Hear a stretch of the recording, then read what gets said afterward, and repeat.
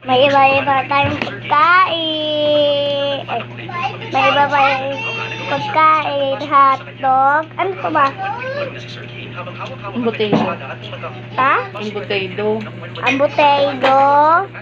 Longganisa. Guys, huwag na tayo magliman-liman guys. Kainin na natin. Next naman guys. Ito muna. Kaya sila umpog.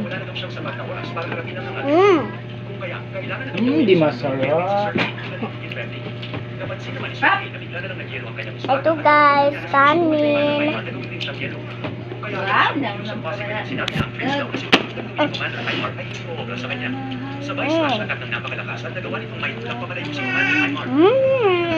Sarap guys. Next naman guys, ito. Makikita naman si Sir Kane na napapalibutan ng baluti na gawa din sa aura ni Sir Christian na kung saan nagpapagaling ni Sir Kane sa oras na makatawid ng sugat.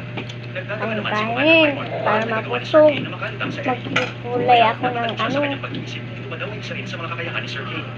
Wala kasi akong pangkulay eh. Na kinalalagyan niya sa ngayon. Kung kaya, napagtanto niya na hindi niya kayang labanan silang tatlo ng sabay. Kaya mas nakakabuti daw na tumakas muna siya mula dito. Siya ay nagulat ng may copy ng gawa sa Happy New Year na guys. At makikita na si Sir Christian pala ang may gawa nito. Bye-bye.